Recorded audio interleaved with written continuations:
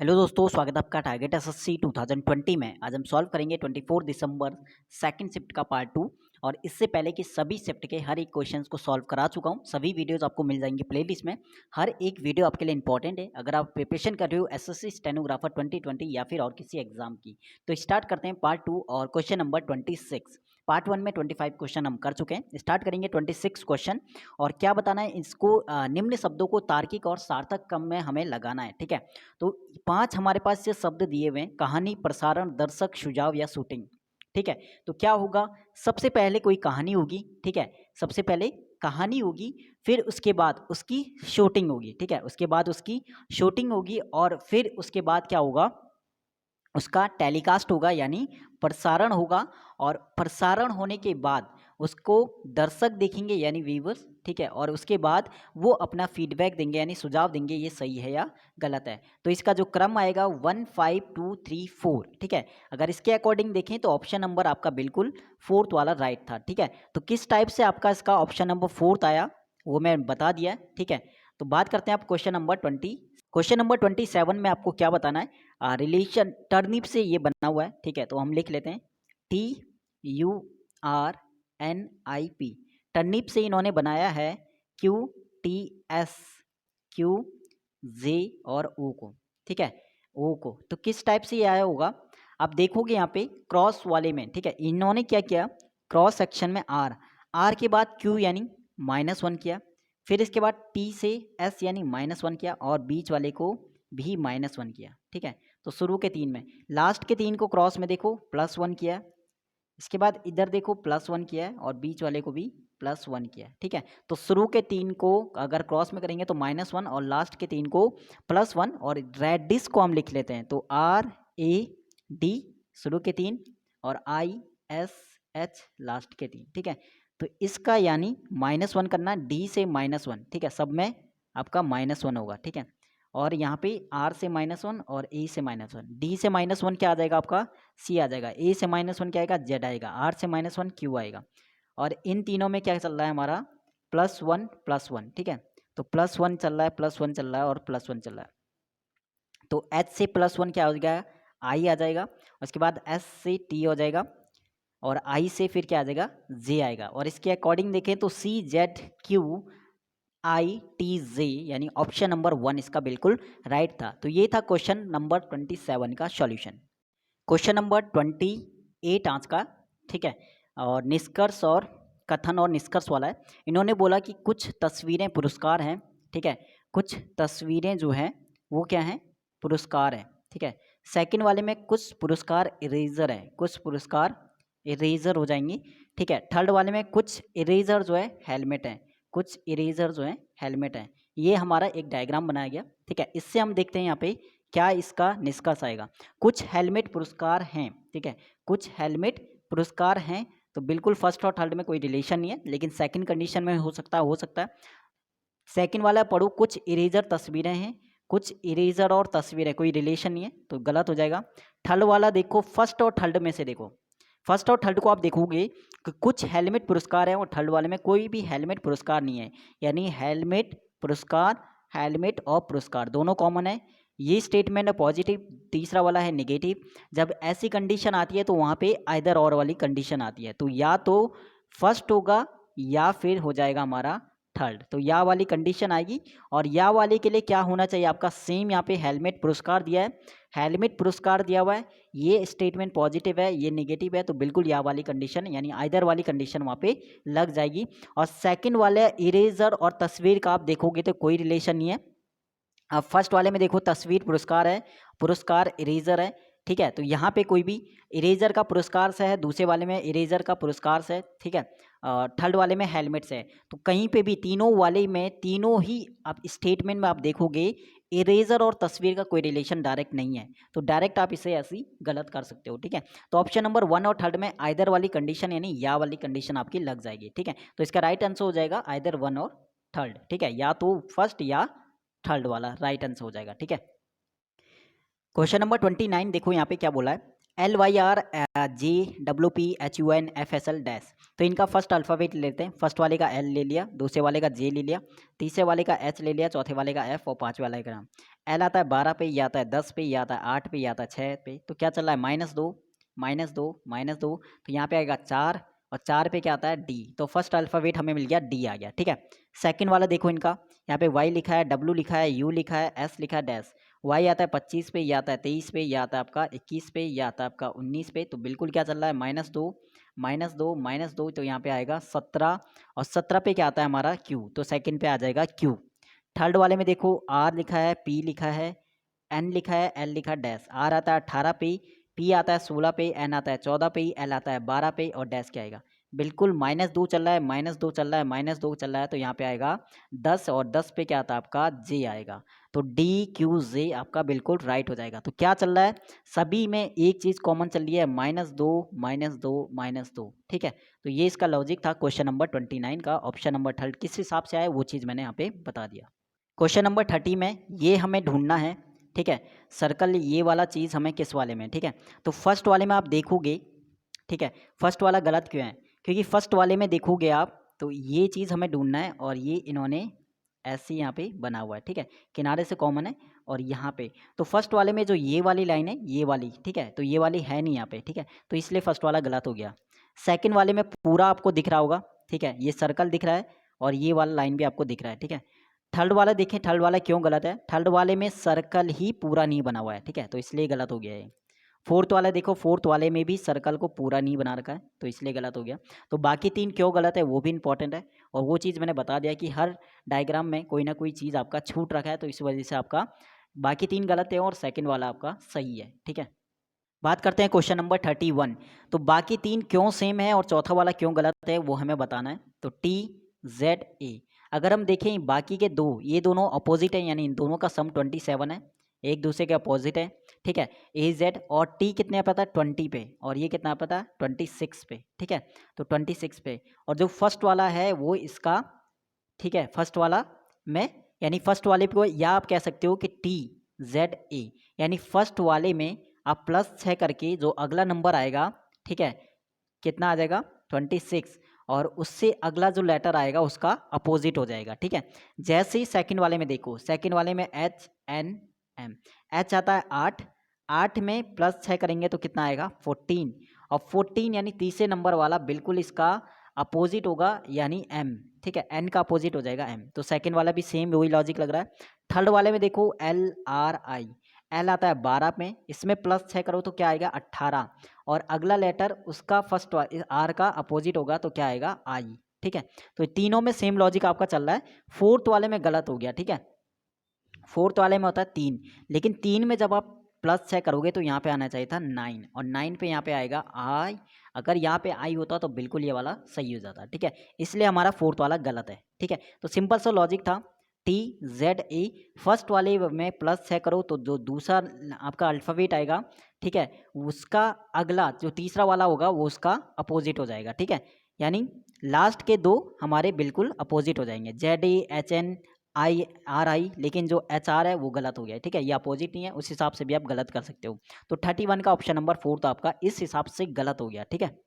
Question number 32 देखो यहाँ पे एक क्वेश्चन यहाँ पे था एक का कि इस वाले इक्वेशन में, नहीं इस टाइप के क्वेश्चन में चारों ही इक्वेशन को क्या है वहाँ पे रखना पड़ता है एग्जाम में, चारों को ही देखना पड़ता है वहाँ पे अप्लाई करके। तो बिल्कुल यहाँ पे इसका कोई यहाँ पे ट्रिक नहीं है कि आपको जो है कोई ट्रिक से आप इसे करो, बट एक और ट्रिक है कि आपको डिवाइड वाला साइन देखना पड़ता है, ठीक है।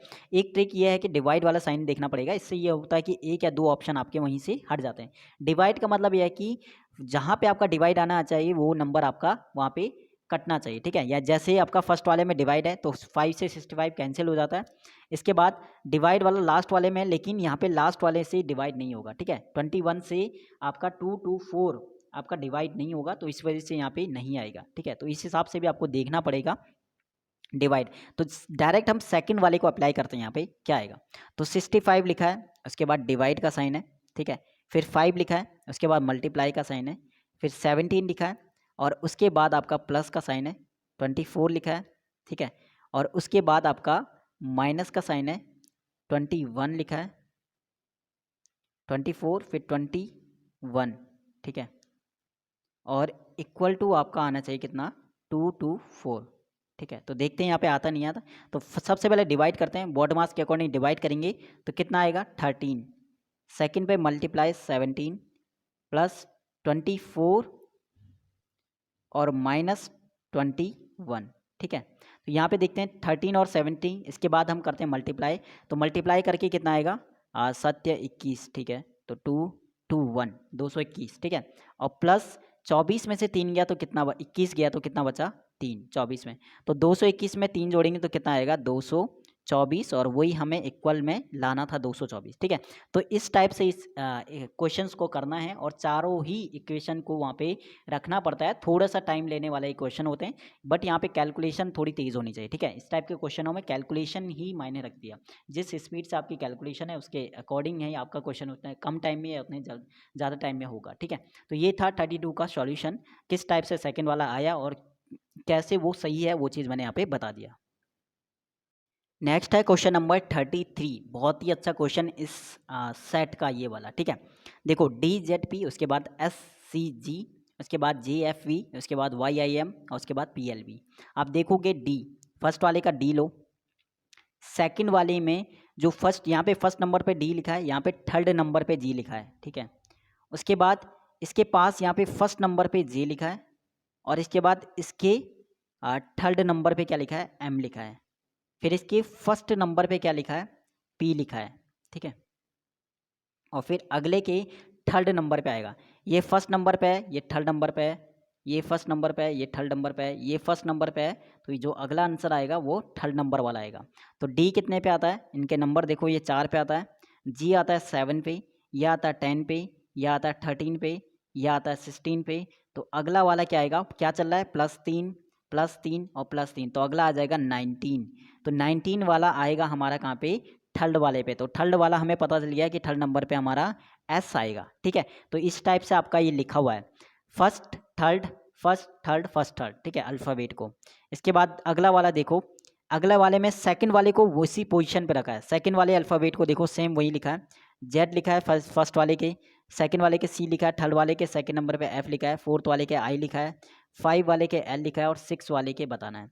तो जेड कितने पे आता है 26 पे, और ये 3 पे, या आता है 6 पे, या आता है 9 पे, या आता है 12 पे। तो अगला क्या आएगा, क्या चल रहा है +3 +3 +3, तो 12 और 3 अगला आ जाएगा 15।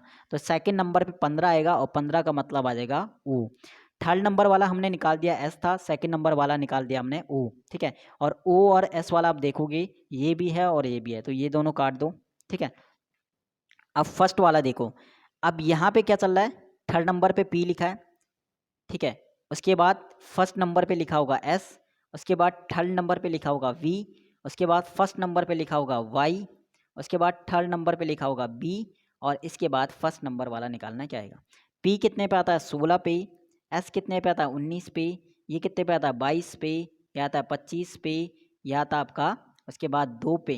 तो क्या चल रहा है +3 +3 +3, इसके बाद 2 में +3 करेंगे तो यहाँ पे क्या आएगा फर्स्ट नंबर वाले पे 5 पे 5 आएगा, और 5 नंबर पे क्या आता है आपका ई आता है। तो इसके अकॉर्डिंग आपका फर्स्ट वाला राइट हो जाएगा EOS। ठीक है, बहुत ही अच्छा क्वेश्चन था 33 नंबर का। ठीक है, तो इस टाइप से इसका EOS आपका आएगा। ठीक है, यानी फर्स्ट वाले को सेकंड नंबर पे उसे थर्ड में लिखा है, फिर फर्स्ट में लिखा है, फिर थर्ड में लिखा है, फिर फर्स्ट में। सेकंड वाले को सेकंड सेकंड सेकंड पे लिखा है, जो थर्ड वाला है उसे फर्स्ट में थर्ड पे लिखा है, सेकंड में उसे फर्स्ट पे लिखा है, फिर थर्ड पे फिर फर्स्ट पे। ठीक है, तो ये आपका सीरीज चल रहा है इस वाले क्वेश्चन नंबर में, क्वेश्चन नंबर 33 में। ठीक है, क्वेश्चन नंबर 34 देखो क्या कहता है, यहाँ पे बताना कौन सा आकृति है। देखो फर्स्ट वाला कैसे सही है ये देख लेते हैं। आप टोटल यहाँ पे काउंट करो, यहाँ पे कितने हैं 2। ठीक है, और नीचे कितने 4, यानी टोटल कितने हैं 6 हैं। इस वाले में भी देखो 6 है, इस वाले में भी 6 है, इस वाले में भी 6 होंगे, और इस वाले में भी 6, टोटल ये 6 है। इसमें भी 6 है। ठीक है, तो इस हिसाब से भी सही है, लेकिन 6 हमें चाहिए, तो इसका मतलब यहाँ पे देखोगे यहाँ पे भी 6 है सेकंड वाले में। थर्ड वाले में अब देखोगे, थर्ड वाले में इसलिए गलत है क्योंकि ये 4 ये रहे और 3 ये 7 है, तो इसलिए यहाँ पे ये गलत हो गया। और फोर्थ वाले में भी आप देखोगे ये 8 है, तो इस हिसाब से गलत हो गया। ठीक है, यानी टोटल हमारा 6 आना चाहिए, और 6 में आपका फर्स्ट वाले में भी है सेकंड वाले में। और फर्स्ट और सेकंड में क्यों गलत है, सेकंड वाला आपका डायग्राम देखोगे तो बिल्कुल आपका ये बन चुका है पहले से ही तीसरे नंबर पे। ठीक है, ये तीसरे नंबर पे ही ये वाला सेम आपका बन चुका है, ये वाली कंडीशन। ठीक है, हर एक बॉक्स में अलग कंडीशन आनी चाहिए। थर्ड वाली जो कंडीशन है वो बिल्कुल सेकंड वाली कंडीशन से मैच करती है, इसलिए सेकंड वाला हमारा गलत है। जो फर्स्ट वाली कंडीशन है वो किसी में भी नहीं बनी थी, इसलिए फर्स्ट वाला आपका राइट हो जाएगा। ठीक है, तो बाकी इस हिसाब से इसका फर्स्ट वाला राइट है, और थर्ड वाला फोर्थ वाला इसलिए राइट नहीं है क्योंकि ये टोटल ही यहाँ पे 7 है और ये टोटल 8 है, तो इस हिसाब से ये दोनों गलत हो जाए। ठीक है, तो आपके अकॉर्डिंग और कोई लॉजिक लग रहा है तो वो भी आप बता सकते हो क्वेश्चन नंबर 34 में। मेरे अकॉर्डिंग मुझे यही लगा, तो इस हिसाब से क्वेश्चन नंबर 1 राइट है। बाकी कोई और लॉजिक भी इसका लग सकता है, वो चीज़ आपको बताना है। ठीक है, क्वेश्चन नंबर 34 में बात करते हैं आज का क्वेश्चन नंबर 35 क्या कहता है। एक यहाँ पे दे रखा है सीरीज वाले क्वेश्चन, तो बताना है यहाँ पे।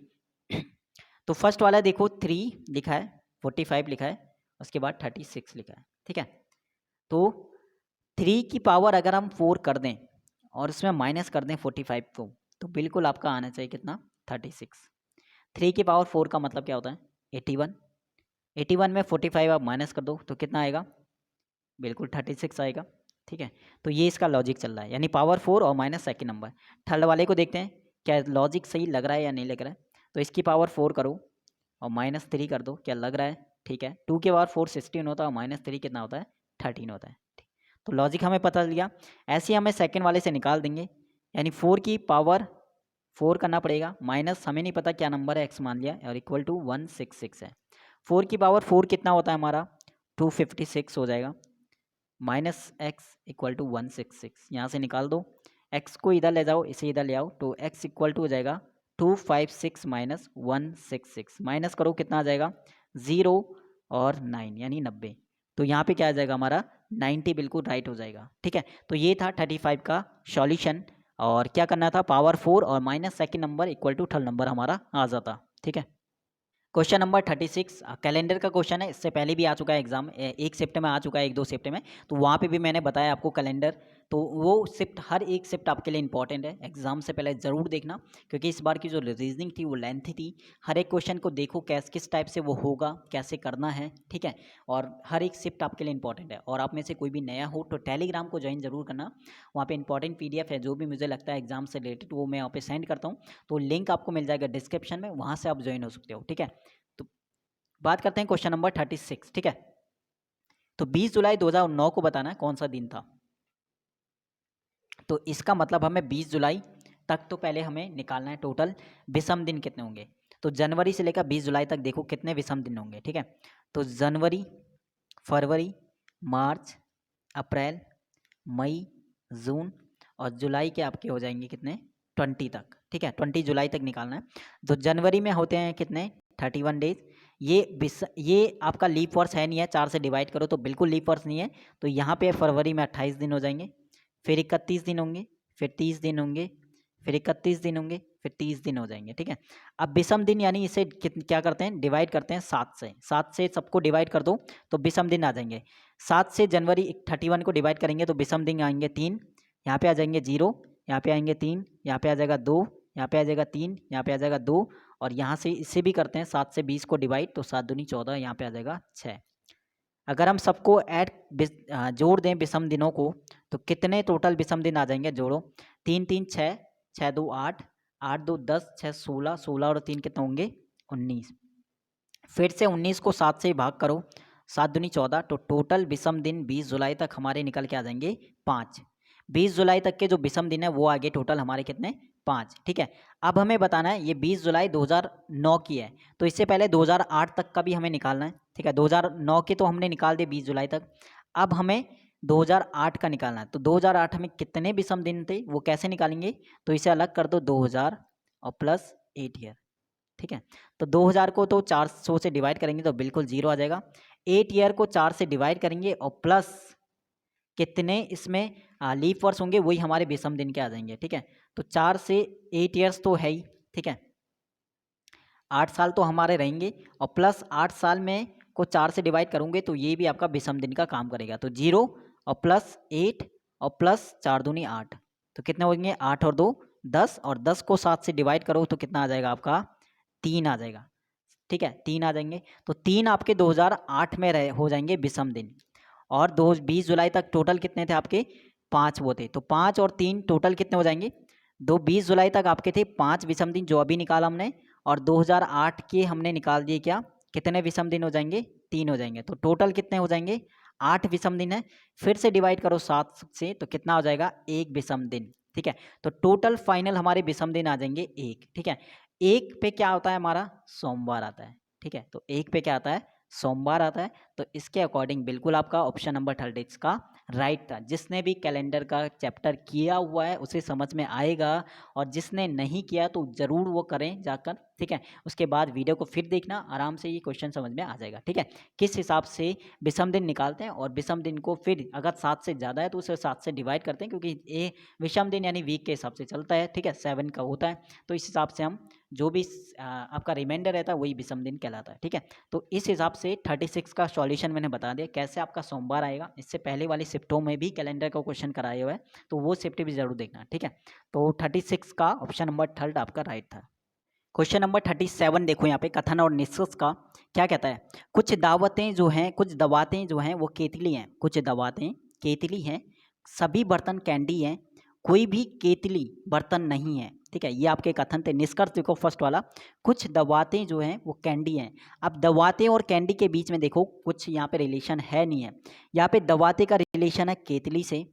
ठीक है, और कहीं पे भी सेकंड वाले में कोई दबाते का रिलेशन कैंडी से नहीं है, बल्कि बर्तन का है, और थर्ड वाले में यहाँ पे ही नहीं है। इसका मतलब आप डायरेक्ट यहाँ पे गलत कर दो। क्यों गलत करना है, क्योंकि दबाते और कैंडी के बीच यहाँ पे कोई भी, यहाँ पे कथन में कोई भी रिलेशन नहीं दिख रहा है। ठीक है, अगर वो बोलता है कि कुछ दबाते जो हैं वो केतली हैं, या फिर सॉरी कुछ केतली जो हैं वो दबाते हैं, तो आप राइट कर सकते हो। लेकिन कुछ दबाते कैंडी हैं, अब यहाँ पे दबाते हैं, यहाँ पे कैंडी है। कैंडी का रिलेशन है बर्तन से, और यहाँ दबाते के रिलेशन केतली से, तो बिल्कुल यहाँ पे मैच नहीं हो रहा। या तो दोनों में एक चीज़ कॉमन होती तो आप सही कर सकते थे। ठीक है, तो बिल्कुल आप डायरेक्ट गलत कर दो, क्योंकि दबाते और कैंडी का कोई भी रिलेशन यहाँ पे डायरेक्ट नहीं है, तो गलत हो जाएगा। उसके बाद थर्ड वाला भी आप गलत कर दो, क्योंकि कैंडी और जब फर्स्ट वाला ही गलत है तो थर्ड वाला भी हमारा गलत हो जाएगा, क्योंकि दबाते कैंडी का कोई रिलेशन नहीं है। सेकंड वाले को देखते हैं कि कुछ केतलियाँ दबाते हैं। अब जब आप इसका देखोगे फर्स्ट वाला, कि कुछ दवातें जो हैं वो क्या हैं, केतली हैं। कुछ दवातें केतली है, तो इसका मतलब कुछ केतली भी क्या होंगी, वो दवातें होंगी। इसका मतलब सेकंड वाला आपका सही है इसका। ठीक है, सेकंड वाला सही है, और फर्स्ट और थर्ड वाला आपका गलत हो गया। ठीक है, कोई रिलेशन नहीं था फर्स्ट वाले में दवाते कैंडी का, तो गलत कर दो। थर्ड वाला भी गलत हो जाएगा, सेकंड वाले में हो जाएगा, क्योंकि कुछ दवातें जब केतली हैं तो कुछ केतलियाँ भी क्या होंगी, वो दवातें होंगी। तो 37 का ऑप्शन नंबर सेकंड आपका इस हिसाब से राइट था। ठीक है, क्वेश्चन नंबर 38, ब्लड रिलेशन। देखो ब्लड रिलेशन के जो क्वेश्चन थे इस बार ये प्लस माइनस करके आए थे, थोड़ा सा टाइम लेने वाले थे। क्वेश्चन इजी है लेकिन टाइम लेने वाले क्वेश्चन है, और कैसे इन्हें करना है स्पीड के साथ, इसकी प्रैक्टिस होनी बहुत ज़रूरी है। टाइम आपके पास काफ़ी यहाँ पे मिल गया है, अब एग्जाम का काफ़ी पोस्टपोन हो गया। ठीक है, मई में ही आपका एग्जाम हो सकता है अब। ठीक है, अप्रैल में कोई चांस नहीं है, तो मई में एग्जाम होगा।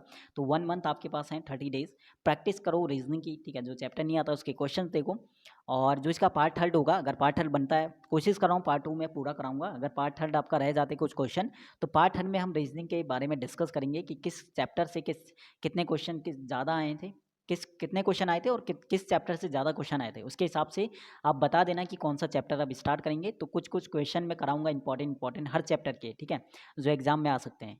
तो थर्ड पार्ट में अगर कराता हूँ, थर्ड पार्ट अगर इसका बनता है, तो वहाँ पे वो पार्ट बहुत ज़्यादा इंपॉर्टेंट है। वहाँ पे कमेंट सेक्शन में जाके चैप्टर बता देना कि कौन सा चैप्टर में प्रॉब्लम आ रही है, ताकि उस चैप्टर के ऊपर कुछ क्वेश्चंस करें, ताकि डाउट आपका क्लियर हो जाए एग्जाम से पहले। ठीक है, तो क्वेश्चन नंबर 38 करते हैं। मल्टीप्लाई का मतलब क्या है, यहाँ पे मल्टीप्लाई मतलब होता है भाई। तो इसका मतलब ये आपकी इक्वेशन दी है। ठीक है, इसका मतलब जो है m जो है वो भाई है किसका, r का। ठीक है, यहाँ पे लिख दो भाई है, m भाई है r का। इसके बाद इन्होंने बोला q का मतलब, q का मल्टीप्लाई का मतलब फिर से भाई है। इसका मतलब r भी जो है वो भाई है किसका, q का। ठीक है, ये दोनों r भी भाई हो जाएगा किसका, q का। ठीक है, तो तीनों जो हैं वो भाई हो जाएंगे। q का नहीं पता अभी वो भाई उनकी बहन है या फिर भाई है। ठीक है, इसके बाद प्लस का मतलब क्या है, प्लस का मतलब है कि q जो है वो पिता है किसका, f का। इसका मतलब q भी उनका भाई हो गया। तो q जो है वो पिता है किसका, f का। q पिता है f का। f भी पिता है किसका, s का। f भी पिता है किसका, s का। ठीक है, s का। s जो है माइनस का मतलब क्या था, s पत्नी है। तो इसका मतलब एस पत्नी है किसकी, डी की, एस पत्नी है किसकी, डी की। इसके बाद डी की बात करें तो डिवाइड का मतलब होता है कि डी जो है वो पुत्र है किसका, यू का, तो डी जो है वो यू का क्या है, वो पुत्र हो जाएगा। ठीक है, तो ये आपका डायग्राम बनेगा इसका। अब हमें बताना है कौन सा वाला कथन सही नहीं है। एस यू की बहू है, आप देखोगे एस यू की बहू है, डी का पिता कौन है, यू है, और डी की पत्नी कौन है, एस, तो एस यू की बहू हो जाएगी, बिल्कुल सही है फर्स्ट वाला। एम एफ का मामा है, एम एफ का मामा है, ठीक है। एफ के पिता कौन है, एफ के पिता हो जाएंगे क्यू, ठीक है, एफ के पिता कौन हो जाएंगे, क्यू हो जाएंगे, ठीक है। और इसके बाद तो सेकंड वाला ऑप्शन आप देखोगे एम एफ का मामा है, तो यहाँ पे देखो एफ के जो पिता हैं, एफ के पिता वो थे क्यू, एफ के पिता है क्यू, आपके पिता के जो भाई हैं वो आपके क्या लगेंगे, चाचा लगेंगे, ठीक है। आपके भाई यानी एम जो है एफ का चाचा होगा और आर भी इसका चाचा हो गया, ठीक है, और बाकी ताऊ भी कहते हैं, ठीक है, और चाचा। तो यहाँ पे जो यहाँ पे मामा है, मामा की जगह आप चाचा करो, तो सेकंड ऑप्शन भी इसका गलत है थोड़ा, ठीक है। सेकंड वाले में यहाँ पे मामा नहीं चाचा हो जाएगा, एम एफ का चाचा है, ठीक है। और थर्ड वाला देखो गलत क्यों है, क्यू एस का नाना है, क्यू एस का नाना है, देखो एस के पिता है एफ और एफ के पिता है क्यू, तो एस क्यू जो है एस का दादा हो जाएगा, ठीक है, क्यू एस का दादा है, ठीक है, ना कि नाना। एफ डी का ससुर है, बिल्कुल एफ डी का ससुर है, ठीक है, डी की पत्नी है एस और एस के पिता है एफ, तो तुम्हारे डी की पत्नी है एस और एस के पिता है एफ, यानी डी जो है एफ जो है वो डी के क्या हो जाएंगे, ससुर हो जाएंगे, तो फोर्थ वाला भी सही है, ठीक है। तो इसमें जो फोर्थ सेकंड वाला है यहाँ पे मामा नहीं, यहाँ पे चाचा आएगा, और थर्ड वाला में यहाँ पे नाना नहीं, यहाँ पे दादा आएगा, ठीक है। तो थोड़ा सा यहाँ पे दो क्वेश्चन में यहाँ पे गलती थी, ठीक है, सेकंड और थर्ड वाला, तो इसको बेनिफिट टू ऑल मिला होगा, सभी को मार्क्स मिले होंगे इस वाले क्वेश्चन में, ठीक है, 38 में। बाकी आपके अकॉर्डिंग कोई और यहाँ पे बता देना ये चीज़, ठीक है, सही है तो कैसे है, ठीक है। बाकी मेरे हिसाब से यहाँ पे मामा नहीं चाचा आना चाहिए था, और थर्ड वाला तो वैसे ही गलत है, वहाँ पे नाना की जगह दादा आएगा, ठीक है। तो क्वेश्चन नंबर 38 में दो यहाँ पे मिस्टेक थी। क्वेश्चन नंबर 39 सबसे इजी क्वेश्चन आपका रहता है शिफ्ट का और आपके एग्जाम पेपर का, वो रहता है डिक्शनरी के अकॉर्डिंग लगाना, ठीक है। तो डिक्शनरी के अकॉर्डिंग लगाना है और बताना है कौन सा शब्द अंत में आएगा, अंत में आएगा, ठीक है। तो डिस्टर्ब कैसे आया, ठीक है, तो बहुत ही सिंपल है, डी आई एस टी सभी में कॉमन है, डी आई एस टी, ठीक है। एस टी के आगे देखो फर्स्ट वाले में आर लिखा है, सेकेंड वाले में यू लिखा है, थर्ड वाले में ओ लिखा है और फोर्थ वाले में आई लिखा है। तो आप इन चारों में देखोगे, इन चारों में सबसे लास्ट में क्या आता है, यू आता है, तो इसके अकॉर्डिंग भी वो सबसे लास्ट में आ जाएगा सेकंड वाला, ठीक है। तो ये आपका इजी है जिससे आप कर सकते हो इसे, ठीक है। तो क्वेश्चन नंबर 39 का बता दिया कैसा आपका सेकंड वाला। क्वेश्चन नंबर 40 देखो, 40 वाला, ठीक है, क्या कहता है, टैकल, TACKLE, इन्होंने इसे क्या लिखा है, जितने भी आपके टैकल में अल्फ़ाबेट है उन्हें जैसे हम अंग्रेजी वर्णमाला में लिखते हैं, यानी आपको अल्फ़ाबेट जैसे आता है ABCD क्रम से लिखना है, तो इनमें सबसे पहले क्या आता है, टैकल में सबसे पहले आता है E, तो ए को पहले लिखो, उसके बाद क्या आता है यहाँ पे सी है, सी को लिखो, फिर क्या है यहाँ पे ई आता है, ई को लिखो, उसके बाद क्या आता है यहाँ पे के आता है, के को लिखो, फिर आता है एल, फिर आता है आपका टी, यानी अल्फ़ाबेट ऑर्डर में से लिखना है। तो वैसे आपका डी टॉक्सिंग को भी लिख लो आप, ठीक है, डी टॉक्सिंग को। तो सबसे पहले इसमें क्या आता है, सबसे पहले इसमें आता है डी, तो डी पहले आता है, फिर क्या आता है, फिर आता है ई आता है, ई आता है, फिर उसके बाद क्या आता है इसमें, उसके बाद जी आता है, फिर क्या आता है जी के बाद आई आता है, आई के बाद क्या आता है ओ आता है, ठीक है, नहीं ओ से पहले आपका एन है, एम है, एन, एन के बाद आपका ओ आता है, ओ के बाद फिर टी आता है और लास्ट में आपका एक्स आता है, ठीक है। तो अल्फ़ाबेट ऑर्डर में ही इन्हें लिखना है पूरे को, जो पहले आता है उसे पहले लिखना है, तो इसके अकॉर्डिंग थर्ड वाला आपका राइट था। ये था आपका क्वेश्चन नंबर 40 का ऑप्शन नंबर थर्ड वाला राइट। क्वेश्चन नंबर आज का है 41, ठीक है, 41, 41 देखो कैसे आपका आएगा, 44 लिखा है, उसके बाद 22 लिखा है, फिर 22 लिखा है, फिर 33 लिखा है, फिर आपका 66 लिखा है, फिर अगला बताना आपका क्या आएगा राइट आंसर, ठीक है। तो बहुत ही इजी, सॉरी अच्छा क्वेश्चन है 41 नंबर का, ठीक है। बाकी 41 से 22 किस टाइप से आ सकता है, ठीक है, अगर आप 41 की मल्टीप्लाई कर दो 0.5 से, तो ठीक है, 0.5 से मल्टीप्लाई कर दो तो आएगा 22 की, उसके बाद 0.5 सब में ऐड करते हुए चलना है, 1 से करना है, फिर 22 की 1.5 से करो, ठीक है, तो आपका 33 आ जाएगा। फिर अब 33 की क्या करना है, 0.5 ऐड करो, 2 से करेंगे तो अगला वाला 62 की मल्टीप्लाई करना पड़ेगा 2.5 से। ठीक है, तो 2.5 से जब आप मल्टीप्लाई करोगे 66 की तो कितना आएगा आपका 165। ठीक है, 165 आपका राइट हो जाएगा। तो इसके अकॉर्डिंग ये आपका लॉजिक चल रहा है, यानी 0.5 सब में ऐड हो रहा है और उससे उसकी मल्टीप्लाई करा है। फर्स्ट वाले में 0.5 से करा, फिर 1 से करा, फिर 1.5 से करा, फिर 2 से करा, फिर आपका 2.5 से करेंगे तो आपका बिल्कुल कितना आ जाएगा 165 इसका राइट हो जाएगा, ऑप्शन नंबर 4। तो ये इसका लॉजिक था क्वेश्चन नंबर 41 में। ठीक है, अगला क्वेश्चन है कि सूर्योदय के समय, सूर्योदय यानी इधर से हो रहा है। ठीक है, सूर्योदय के समय, ठीक है, विनीता और सुनीता पार्क में एक दूसरे के सम्मुख होकर खड़ी है, एक दूसरे के सम्मुख होकर पड़े खड़े हैं। हमें नहीं पता कहाँ पे विनीता है और कहाँ पे सुनीता है। ठीक है, जो छाया बनेगी वो इनके इस साइड बनेगी। ठीक है, ये वाली साइड आपकी छाया बनेगी। ठीक है, इस साइड आपका छाया बनेगा। छाया कहाँ पे बनती है, पीछे बनती है, इधर। तो अगर कोई पर्सन ऐसा यहाँ पे है, उसका फेस कहाँ है, दक्षिण की ओर है, तो उसका राइट साइड कौन सा होगा, उसका ये आपका राइट साइड होगा। और इस पर्सन का जो फेस है वो उत्तर की ओर है, तो ये इसका क्या हो जाएगा, लेफ्ट साइड हो जाएगा। ठीक है, लेफ्ट साइड। तो ये वाली साइड हमें देखना है, इधर वाली नहीं देखना है, छाया वाली साइड। अब हमें बताना है, हमें इन्होंने बोला है कि यदि विनीता की छाया सुनीता के बाईं ओर, तो छाया जिसकी बाईं ओर बन रही है वो कौन होगी, सुनीता। बाईं ओर का मतलब लेफ्ट साइड वाली, लेफ्ट साइड ये रहा, तो इसका मतलब ये सुनीता होगी और ये हो जाएगी आपकी विनीता। विनीता ये ऊपर वाली और सुनीता नीचे वाली।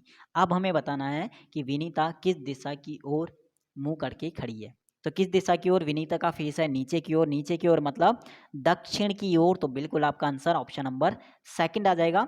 और बहुत ही इजी क्वेश्चन होता है, इसे एक बार देख लेना अगर कॉन्सेप्ट आपका क्लियर नहीं हुआ तो। ठीक है, ये वाले क्वेश्चन छाया वाले बहुत ही ईजी होता है। छाया वाले पार्ट को हमें देखना होता है, बस जिसके राइट बोला जिसके लेफ्ट बोला वही चीज़ वहाँ पे आ जाएगा। ठीक है, लेफ्ट साइड बोला था किसके, सुनीता के, तो सुनीता यानी जिसका लेफ्ट साइड ये है तो सुनीता ये होगी और विनीता ऊपर वाली होगी। ठीक है, तो विनीता का फेस बताना था, कहाँ था, नीचे की ओर यानी दक्षिण की तरफ। तो ये था क्वेश्चन नंबर 42 का सॉल्यूशन, और इससे पहले वाली शिफ्टों में भी आया हुआ है। ठीक है, वहाँ पे मैंने करा चुका हूँ। क्वेश्चन नंबर 43 देखो, first box, second box, third, fourth. देखो पहले ट्राइंगल वाले को देखो, ट्राइंगल वाले में ये ऐसा है ट्राइंगल, फिर इसके बाद ट्राइंगल ऐसा हो गया, मतलब ये ऐसा हो गया, इसके बाद ट्राइंगल फिर ऐसा हो गया, मतलब ये वाला। तो इसका मतलब ट्राइंगल फिर ऐसा होगा, इसका मतलब ट्राइंगल कैसा हो जाएगा, ऐसे हो जाएगा। ठीक है, ऐसे हो जाएगा। अब देखो पहले ट्राइंगल इस कोने पे था, फिर ट्राइंगल इस कोने पे गया, फिर इस कोने पे गया, और इसके बाद ट्राइंगल कहाँ जाएगा, इस कोने पे, यानी फोर्थ वाले कोने पे आएगा। तो फोर्थ वाले में इसमें भी था, ठीक है, सेकंड वाले में भी था, थर्ड वाले में था, लेकिन थर्ड वाले में ट्राइंगल गलत बना दिया, और फोर्थ वाले में भी था लेकिन उन्होंने गलत बना दिया। तो थर्ड और फोर्थ इस हिसाब से आपकी गलत हो गई। अब सेकंड वाला क्यों सही है वो देखो, ट्राइंगल वाला तो दोनों में सही है ट्राइंगल। अब देखो यहाँ पे डॉट वाला, शुरू में इस साइड ये डॉट बने हैं, ठीक है, एक ऐसा बना है और एक ऐसा बना है। सेकंड वाले में ये इधर चले गए, तो इधर ये फिल होके आए हैं। ठीक है, फिल होके। तो थर्ड वाले में फिर से ये इधर आ गए, और फोर्थ वाले में फिर से इधर आएंगे। ठीक है, इसका मतलब फोर्थ वाले में यहाँ पे बॉक्स होगा और यहाँ पे होगा, लेकिन ये क्या होंगे, फिल होंगे दोनों। ठीक है, फिल होंगे, और यहाँ पे ये इस साइड है वैसे गलत हो गया था, और यहाँ पे सही वाली जगह है, तो इसलिए आपका सेकंड वाला राइट हो गया। ठीक है, तो इजी क्वेश्चन था, थोड़ा सा देखना था किस टाइप से लॉजिक लग रहा है, क्या लग रहा है। एक तो ट्राइंगल रोटेट हो रहा है, साथ में जो बॉक्स में क्या है कि एक बार इस साइड आ रहा है और एक बार इस साइड, जब ये दूसरी साइड आएगा तो वहाँ पे फिल हो रहा है और एक जगह ये खाली है। ठीक है, तो आपका ये था क्वेश्चन नंबर 43 का सेकंड वाला ऑप्शन क्यों सही था वो मैंने बता दिया। सबसे इजी क्वेश्चन फिर से आ गया, डिक्शनरी के अकॉर्डिंग लगाना है, और कौन सा पहले आएगा वो आप बिल्कुल लगा लोगे। तो PED, PEN, शुरू 4 में तो PEN कॉमन है, देखो PEN वाले कॉमन वाले काट दो। ठीक है, ये वाला तो PED, तो D पहले आता है तो हमें पता है 4 सबसे पहले आएगा, तो ये वाला तो वैसे ही गलत हो गया। अब PEN के आगे देखो, फर्स्ट वाले में D है, ठीक है, सेकंड वाले में भी D है, थर्ड वाले में भी D है, फोर्थ वाले में T है, तो ये वाला तो आपका लास्ट में आ जाएगा। अब इन तीनों में से हमें लगाना था, तो 1 3 2 आएगा, तो आप लगा लोगे डिक्शनरी के अकॉर्डिंग, बहुत ही ईजी है रहता है। और जिसको नहीं आता है तो वो देख लो वीडियो डिक्शनरी में कैसे लगाते हैं। ठीक है, क्वेश्चन नंबर 45 देखो क्या कहता है। 45 क्वेश्चन, कोमल दमन की पत्नी है। ठीक है, कोमल जो है वो दमन की पत्नी है, राधिका अर्पण की माँ है, संयंत्री मलय की बेटी है, मलय कार्तिक का भाई है, संयंत्री की माँ राधिका दमन की बहू है। कोमल का कार्तिक से क्या संबंध है? ठीक है, कोमल का कार्तिक से क्या संबंध है? तो सबसे पहले इन्होंने बोला कि कोमल जो है, माइनस कर दो, ठीक है, वो किसकी? दमन की पत्नी है, ठीक है। तो कोमल दमन की क्या हो जाएगी? पत्नी हो जाएगी। उसके बाद कोमल और दमन से रिलेटेड क्या यहाँ पे है? उसके बाद यहाँ पे बोला कि राधिका अर्पण की माँ है, ठीक है, राधिका अर्पण की माँ है, ठीक है। तो इधर हमने कर दिया राधिका, जो माँ है किसकी? अर्पण की, तो राधिका अर्पण की माँ हो जाएगी, ठीक है। उसके बाद संयंत्री मलय की बेटी है, मलय कार्तिक का भाई है, संयंत्री की माँ राधिका जो दमन की बहू है, संयंत्री की माँ जो राधिका है वो दमन की बहू है, यानी दमन की बहू का मतलब दमन का एक बेटा होगा, उसकी जो पत्नी होगी वो कौन होगी? संयंत्री होगी, तभी ये दमन की क्या हो जाएगी? बहू हो जाएगी, ठीक है। तो ये बहू इस टाइप से आएगी, ठीक है। इसके बाद और संयंत्री की माँ राधिका, और इसका नाम क्या हो जाएगा? ये राधिका, सॉरी राधिका है, ये राधिका है, और इसकी बेटी कौन हो जाएगी? संयंत्री, यानी एस हो जाएगी, ये इसकी बेटी हो जाएगी, ठीक है। तो यहाँ तक मैं बता दूं, सबसे पहले कोमल है, कोमल के पति का नाम है दमन, ठीक है। दमन का एक बेटा है जिसकी पत्नी है राधिका, और राधिका की एक बेटी है संयंत्री, ठीक है, संयंत्री, और जो ठीक है संयंत्री है। उसके बाद इसके बाद बोला कि संयंत्री जो है वो मलय की बेटी है, इसका मतलब संयंत्री के पिता और दमन का जो बेटा है वो कौन है? मलय। तो हमें पता चल गया मलय, राधिका का पति मलय। उसके बाद मलय जो है वो कार्तिक का भाई है, इसका मतलब दमन का एक और बेटा है, वो कौन है? कार्तिक, और ये मलय का भाई भी है। अब हमें बताना है कि कोमल का कार्तिक से क्या संबंध है। बहुत ही इजी क्वेश्चन, ठीक है।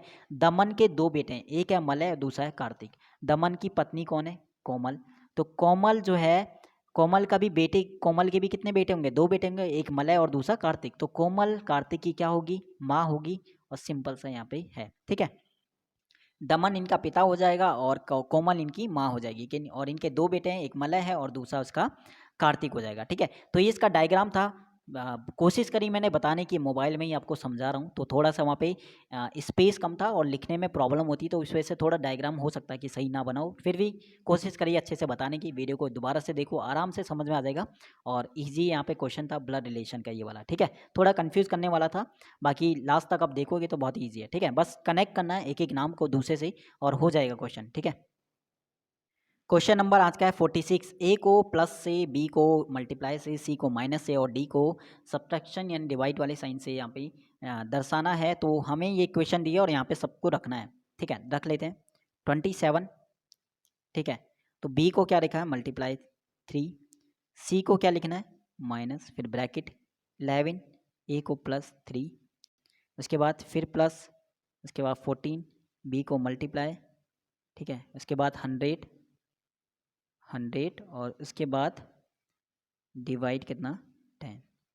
तो सबसे पहले ये डिवाइड वाला साइन को हम चेंज करते हैं बोर्ड मास के अकॉर्डिंग, डिवाइड वाले को चेंज करो, और ये मल्टीप्लाई अलग है तो इसे भी मल्टीप्लाई कर दो, तो 81 हो जाएगा, माइनस ब्रैकेट में 11 और 3 कितने हो गए? 14 हो गया, प्लस 14 और मल्टीप्लाई 100 से 10 को डिवाइड करेंगे तो 10 आ जाएगा। सबको यहाँ पे कर दो, 81 में से माइनस कर दो 14 को, तो कितना आएगा? 11 में 4 गया 7 और 6 67, और प्लस 140, 14 10 से 140, ऐड करो कितना आएगा? 7 और 0 और 2, 207, यानी ऑप्शन नंबर इसका थर्ड राइट हो जाएगा, ठीक है। तो कैसे आपका 207 आ गया वो मैंने बता दिया। बस मल्टीप्लाई को यहाँ, साइन को यहाँ पे पुट करना था, जो भी इक्वेशन आपको दी थी ए बी सी डी का, और इस हिसाब से आपको करना था बोर्ड मास के अकॉर्डिंग। डिवाइड पहले, फिर मल्टीप्लाई, फिर प्लस, फिर माइनस, और 207 आपका आंसर आ जाएगा 46 का, option number third. Question number 47 देखो, कागज़ को मोड़ना है, ठीक है। और यहाँ पे ये कागज़ आपका है, ठीक है।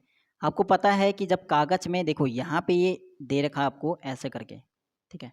जब आप इसे इस साइड को करोगे तो जो सर्कल है वो इधर आ जाएगा और ये वाला चीज़ इधर आ जाएगा, इतना चीज़ बन गया, ठीक है, इतना बन गया। और जब ये वाले को आप इधर करोगे इस वाले में, ठीक है, तो ये वाले को इधर करोगे तो ये जो बॉक्स है ये पहले आएगा और इधर आपका सर्कल आ जाएगा। सेम जब इधर करोगे तो सर्कल आपका पहला आएगा और बॉक्स आपका पहला आएगा। तो इस हिसाब से ये बन जाएगा आपका और इसके अकॉर्डिंग फर्स्ट वाला आपका बन रहा है, ठीक है। तो ये चीज़ आपको ध्यान रखना है, ये बॉक्स है और ये सर्कल है। तो जब इसको यहाँ पे बनाओगे इस वाली लाइन में तो ये बॉक्स यहाँ पे आएगा। जब ऐसे मोड़ोगे आप ऐसे करके तो ये यहाँ पे आएगा और ये वाला बॉक्स इधर आएगा, ठीक है। और जब आप इसे ऐसे करके मोड़ोगे इस साइड को, ठीक है, तो ये बॉक्स आपका पहले आ जाएगा और यहाँ पे सर्कल आ जाएगा। और जब आप इसे ऐसे मोड़ोगे तो ये वाला सर्कल इधर आएगा और ये बॉक्स आपका इधर आएगा, ठीक है। तो कागज़ को मोड़ने के लिए, ठीक है, तो सिंपल सा होता है। बाकी यहाँ पे समझ जाओगे, ऑप्शन नंबर 1 इसका राइट हो जाएगा, ठीक है, इसके अकॉर्डिंग जैसे मैंने बताया वैसे ही, ठीक है। तो फर्स्ट वाला इसका राइट हो जाएगा। कैसे मोड़ना है, क्या आपको करना है, वो चीज़ मैंने बता दिया कैसे कैसे करना है, ठीक है। बस याद रखना, जो यहाँ पे जो चीज़ है, यहाँ प्लस यहाँ माइनस है तो यहाँ माइनस आएगा, यहाँ प्लस आएगा, ठीक है। और ये प्लस है तो यहाँ प्लस आएगा माइनस आएगा, ऐसे यहाँ पे माइनस आएगा प्लस आएगा। बस इस हिसाब से आप इसे कर सकते हो और इसी टाइप से इन्होंने किया हुआ है। ऑप्शन नंबर 1 इसका राइट, ठीक है। क्वेश्चन नंबर आज का है 48 वाला क्वेश्चन, ठीक है। 48 आपका डायरेक्शन वाला क्वेश्चन आ गया। तो डायरेक्शन वाला है, नीरव का घर आकाश के घर के दक्षिण दिशा में 40 मीटर, ठीक है, 40 मीटर दूर है, दक्षिण दिशा में 40 मीटर दूर है, ठीक है। नीरव का घर आकाश के घर के, तो हम मान लेते हैं ये आकाश है, तो ये हो जाएगा आपका नीरव, ठीक है। और कितना दूर है, 40 मीटर दूर है और दक्षिण दिशा में, ठीक है। तो नीरव का घर। इसके बाद दक्ष का घर आकाश के घर के ठीक पूरब में, दक्ष का घर आकाश के घर के ठीक पूरब में, ये दक्ष हो गया, x मीटर की दूरी पर है। हमें नहीं पता डिस्टेंस, बस x से उन्होंने बोला है। अगला है प्रकाश का घर आकाश के घर के ठीक पश्चिम में। यहाँ पे प्रकाश का घर है, आकाश के घर के ठीक पश्चिम में और कितनी डिस्टेंस है, y मीटर, ठीक है। इसके बाद यदि प्रकाश के घर और नीरव के घर के बीच की न्यूनतम दूरी, ठीक है, की न्यूनतम दूरी यानी ये वाली दूरी कितनी है, 50 मीटर। और दक्ष के घर और नीरव के घर की न्यूनतम दूरी यानी ये वाली भी कितनी है, 50 मीटर। तो हमें बताना है कि प्रकाश के घर और दक्ष के घर के बीच की दूरी कितनी है, यानी x और y की वैल्यू जितनी आएगी उन दोनों को प्लस करना है। तो ये आ जाएगा आपका प्रकाश और दक्ष के घर की बीच की दूरी। पाइथागोरस प्रमेय लगा दो, दो आपके इक्वेशन, दो आपका ट्राइंगल दिया है, दोनों में लंब और कर्ण सेम है, तो इसका मतलब दोनों का एक ही आंसर आएगा और दोनों जो भी आंसर आपका x की वैल्यू आएगी वही आपकी y की भी आएगी।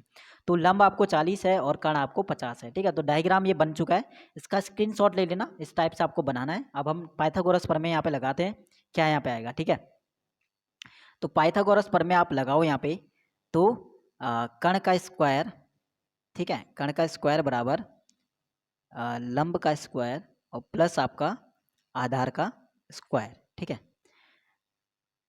कर्ण का स्क्वायर, कर्ण कितना था आपका 50 का स्क्वायर, लंब कितना था 40 का स्क्वायर और प्लस आपका आधार निकालना है यानी x निकालना है, x का स्क्वायर, ठीक है।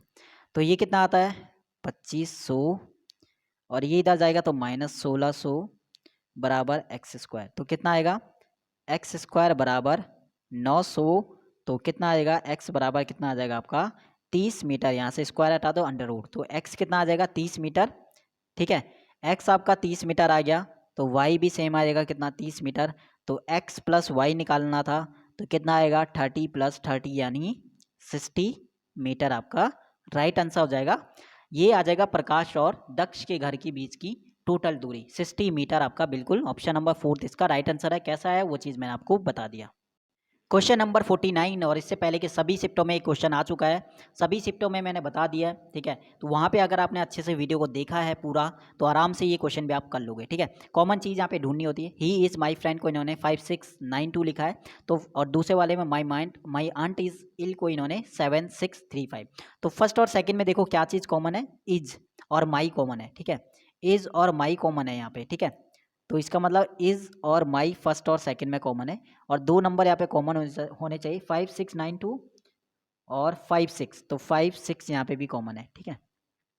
तो 56 उसके बाद सेकंड, फर्स्ट और थर्ड में भी देखोगे फ्रेंड इज इल, सेकंड और थर्ड में देखो friend my aunt is ill और थर्ड वाले में फ्रेंड इज इल, ठीक है।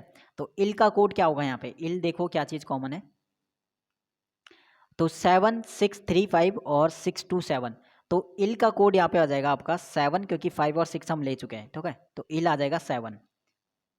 अब यहाँ पे फर्स्ट और थर्ड में फ्रेंड भी कॉमन है, तो फ्रेंड के लिए 627 और यहाँ पे है 62। देखो 5 और 6 तो हम ले चुके हैं, तो यहाँ पे फ्रेंड का कोड क्या आ जाएगा, 2 आ जाएगा। फ्रेंड का कोड क्या आ जाएगा, यहाँ पे 2 आ जाएगा। अब हमें बताना है सिर्फ क्या, आंट का कोड। तो यहाँ पे सबके कोड मिल चुके हैं। 7 भी 7 वाले में देखो माई आंट इज इल का कोड क्या है, 7635। 7 भी पता चल गया, ठीक है। 5 भी पता चल गया, 6 भी पता चल गया। अब क्या बच गया, 3। जो 3 बचा होगा वो किसका कोड होगा, आंट का कोड होगा, ठीक है। तो इस टाइप से इसे कॉमन चीज़ को करना है, तो आ जाएगा आपका, ठीक है। तो आराम से हो जाएगा, या डायरेक्ट कर लो इल का इज का कोड, ठीक है। इज का कोड आपका कितना आएगा, 6 आएगा। इल का कोड कितना आएगा, 7 आएगा। माई का कोड कितना आएगा, 5 आएगा। और आंट का कोड आपका आ जाएगा कितना, 3, ठीक है। तो ये था क्वेश्चन नंबर 49 का सॉल्यूशन। क्वेश्चन नंबर बात करते हैं 50 की, क्या कहता है। अच्छा क्वेश्चन है। टोटल विद्यार्थी 120 विद्यार्थियों में 100 विद्यार्थी टोटल भाग लेते हैं, ठीक है। तो टोटल कितने विद्यार्थी भाग लेते हैं, 100 विद्यार्थी, ठीक है। या तो गोल्फ या स्केटिंग में, तो 2 कॉलम 2 बॉक्स आपके होंगे, ठीक है। ये आपका होगा गोल्फ वाला और ये होगा आपका, ठीक है, जी यहाँ पे बनाना पड़ेगा, ठीक है। ये आपका रहेगा गोल्फ का और ये रहेगा स्केटिंग का, ठीक है। तो उनमें से कुल जो है 60 विद्यार्थी गोल्फ में भाग लेते हैं। कुल का मतलब इन्होंने पूरे सर्कल को लिया है, ठीक है, पूरे सर्कल को। कुल विद्यार्थी जो है 60 जो है वो गोल्फ में भाग लेते हैं, तो गोल्फ में कुल विद्यार्थी 60 भाग लेते हैं और स्केटिंग में कुल विद्यार्थी 56 भाग लेते हैं। अगर दोनों को हम जोड़ें तो टोटल कितना हो जाएगा, टोटल हो जाएगा कितना, 116। जबकि भाग कितने लेते हैं, 100 विद्यार्थी भाग लेते हैं। इसका मतलब जो 16 एक्स्ट्रा आ रहे हैं वो कॉमन होंगे दोनों में, ठीक है। कॉमन का मतलब ये वाला पोर्शन, ठीक है। तो 16 जो विद्यार्थी है वो क्या होंगे, वो कॉमन होंगे दोनों में। तो यहाँ पे दोनों में क्या होंगे, कॉमन। अगर गोल्फ में टोटल कितने हैं, गोल्फ में टोटल है 60, इसमें से 16 यहाँ पे आ गए, तो कितने आ जाएंगे, 44। तो ये 44 बच जाएंगे, ठीक है, गोल्फ वाले। स्केटिंग वाले देखो, स्केटिंग में टोटल कितने थे, 56। 16 अंदर आ चुके हैं, तो यहाँ पे कितने बच जाएंगे, 0 और 40 ये आ गए, ठीक है। तो ये केवल वाला पोर्शन आएगा। अगर वो बोलेगा कि केवल गोल्फ खेलने वाले तो 44, केवल स्केटिंग खेलने वाले तो वो जाएंगे 40, और दोनों को खेलने वाले तो 16। अब तीनों को आप टोटल करोगे तो टोटल कितना हो जाएगा, 100 हो जाएगा, ठीक है। तो 40 40 80 84 और 6 जोड़ोगे तो टोटल आपका 100 हो जाएगा। अब इन्होंने बोला है कि केवल स्केटिंग खेलने वाले पूछे हैं तो कितने हो जाएंगे, केवल स्केटिंग खेलने वाले 40। अगर वो पूछता केवल गोल्फ खेलने वाले तो वो कितने हो जाते, 44 हो जाते हैं, ठीक है। तो इस हिसाब से आपको करना है, यानी ये वाला जो पोर्शन होता है, ये जो मैंने सर्कल किया ये केवल वाला पोर्शन होता है, ठीक है, केवल वाला।